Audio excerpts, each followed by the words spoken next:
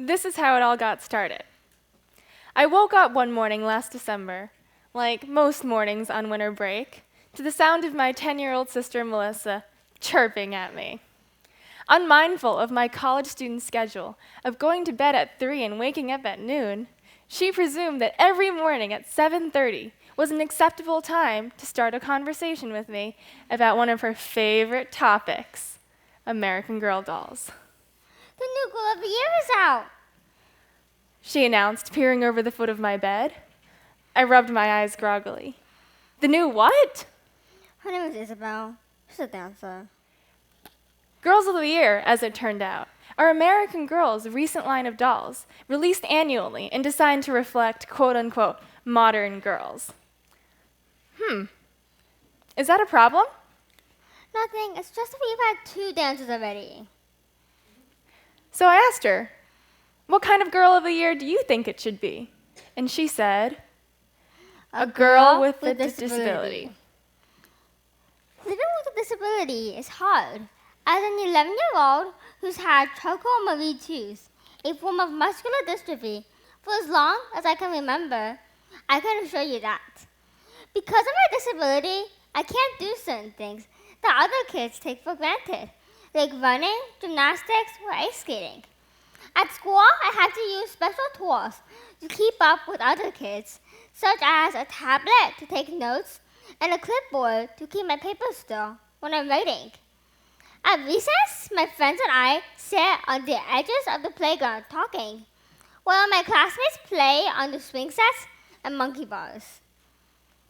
Like everybody else, my classmates stare a bit when they first meet me. However, I think of them as being curious. When they get used to me, they treat me like they do to everybody else. I like to think that because of me, they'll understand what girls like me have to go through every day, and will be a bit kinder because of it. It's so important that, like your classmates, people are told the stories of girls with disabilities, because they're so often left out of the narrative. People stare at first because they're not used to depictions of wheelchairs and leg braces, because they've either never actually met a girl with a disability or never even seen one on TV. According to the 2010 census, nearly 1 in 5 Americans have some form of a disability. It's about time for people with disabilities to be accepted into the mainstream discourse. So when I told my sister that I wanted American Girl to release a Girl of the Year with a disability, she said, let's make it happen. After hanging out under the covers that morning and watching some music videos from Frozen, I asked Melissa to draft up exactly what she wanted from American Girl into a petition. And here's what I wanted. For once, I didn't want to be invisible or a side character that the main American Girl has to help. I wanted other girls to know what it's like to be me through a disabled American Girl story. I wanted girls my age all around the country to have an American Girl with all the struggles and triumphs that I go through every day. It's more than just about the doll. It's about having people know the story. So we filmed this video and we drafted a petition. Quickly, our campaign went viral.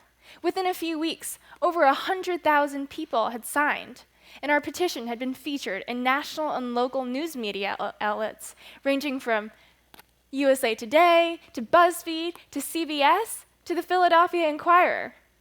The feedback from our petition was overwhelmingly positive, especially in the comment section of our petition, where people shared story after story about the disabilities of their children or their own disabilities.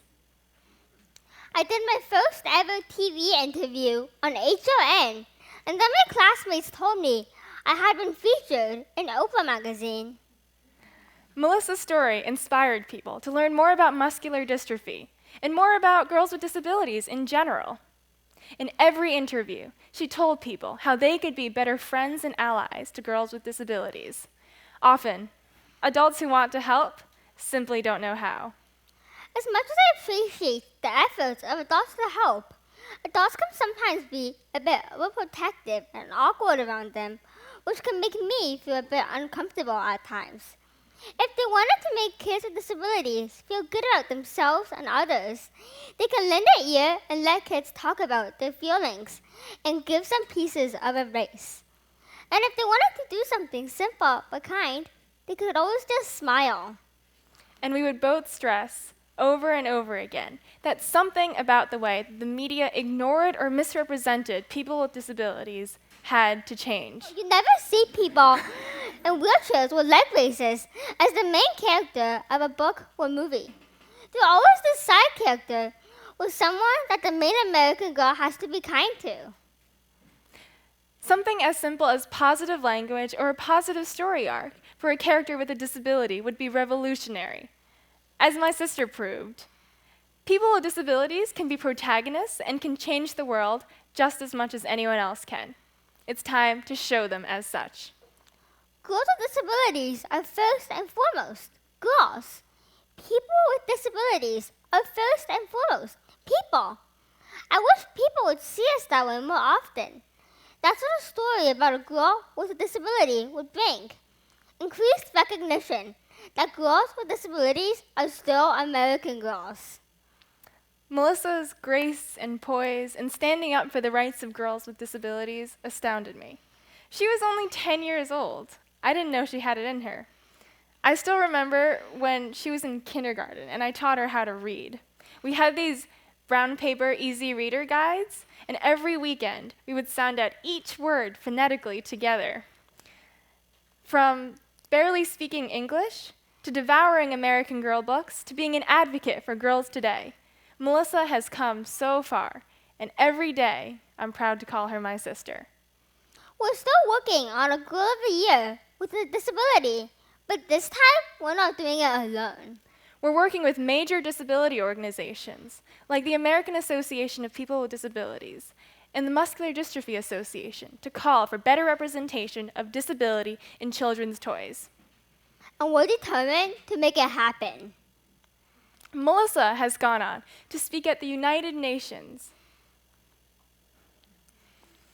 to talk about dreams of girls with disabilities and to introduce this year's Nobel Peace Prize winner, Malala Yousafzai, at the National Constitution Center. Whether you're young or have a disability or something else where people tell you that you can't do something, she's proven that you can.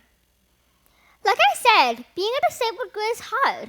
Each day, there are so many obstacles to overcome. Despite that, I try to keep smiling and working hard, so that maybe one day, girls with disabilities will be treated just like everyone else. Girls with disabilities may be weaker on the outside, but we're stronger on the inside. Melissa, what's your one dream for all girls with disabilities? Someday, I hope that all girls with disabilities will be able to have their stories heard, like I'm telling mine right now. And your one message for all the girls in the audience today? To keep dreaming. Because everyone, no matter what age or ability level, can make a change. Just maybe not at 7:30 in the morning next time. Thank you.